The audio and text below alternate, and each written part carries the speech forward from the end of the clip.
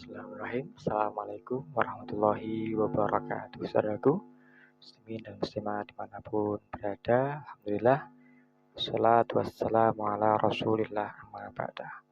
Kembali kita ngaji hadis Nabi Muhammad SAW pada kesempatan yang berbahagia ini, yakni tentang bab zakat dan sedekah.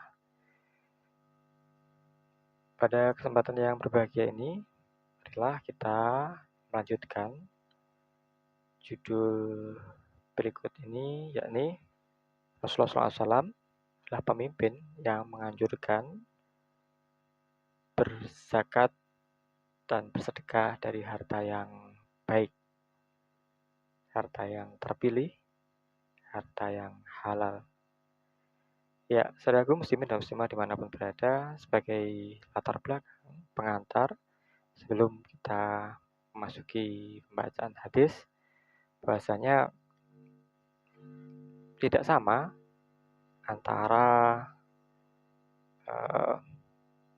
zakat dan pajak.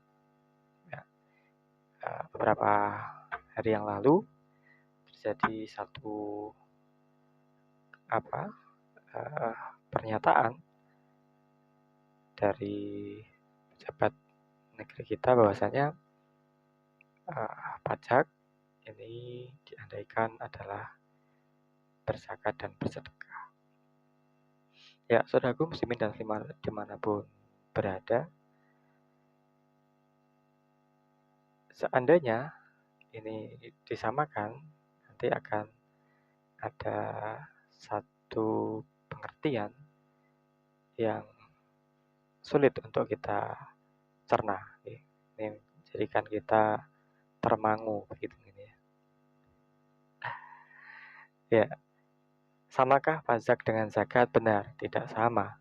Zakat diambil dari orang kaya untuk orang miskin. Sementara pajak diambil dari semua orang yang memiliki objek pajak. Apakah itu tanah, rumah, kendaraan, juga usaha produktif lainnya.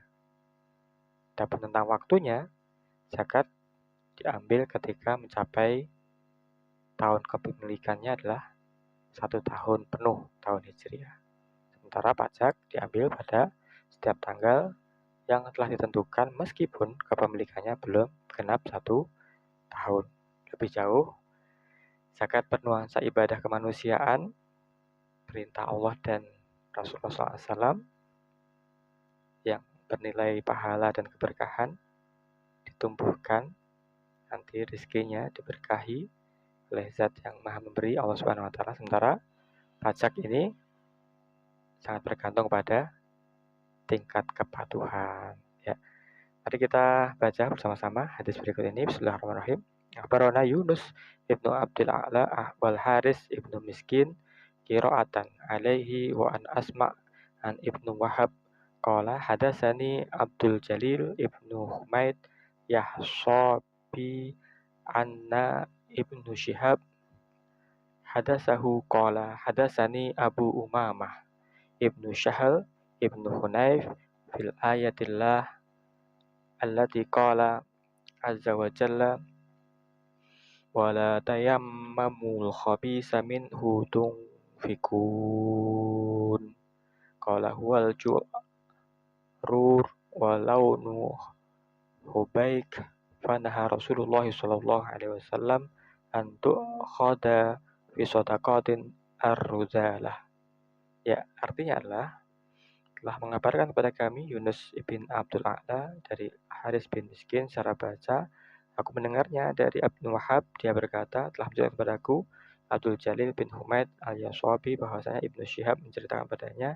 Dia berkata, telah menceritakan padaku Abu Umamah bin Sahal bin Hunayf tentang ayat Allah Azza wa Jalla firmankan, dan janganlah kamu memilih yang buruk-buruk lalu kamu menafkahkan daripadanya. Dia berkata, yaitu kurma yang jelek, warna yang tidak segar.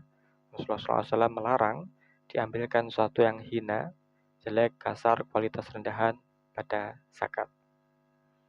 Ya, saudaraku muslimin dan muslimah dimanapun berada, kembali kita bisa memetik hikmah dari hadis ini, bahasanya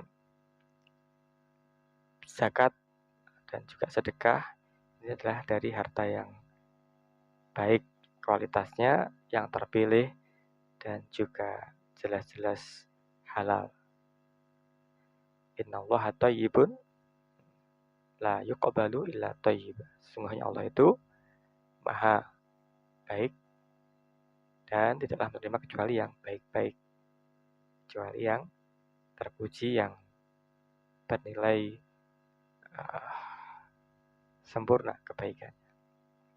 Ya, apa yang bisa kita pelajari? Yang pertama adalah apabila hendak memberi zakat, sedekah, harta mana yang kita pilih, yang baik atau yang jelek?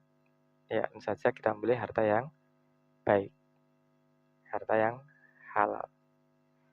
Nah, mengapa demikian? Sebab kita ingin orang yang kita beli merasa senang mendapatkan harta sedekah. Kita andaikan kita yang menerima, ini pasti akan senang apabila diberi yang baik. Allah Subhanahu wa taala berfirman, "Ya ayyuhalladzina amanu anfiqu minat thayyibati ma kasabtum wa mimma akhrajna lakum minal ardi wa la tayammamul khabisa minhu tunfiqun."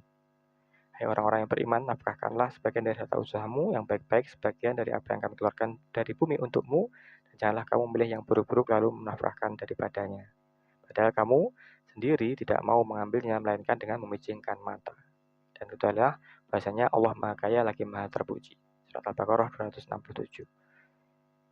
Ya, saudaraku muslimin dan muslimat dimanapun berada, harta kekayaan atau sedekah yang terbaik adalah harta yang didapatkan dari cara yang halal.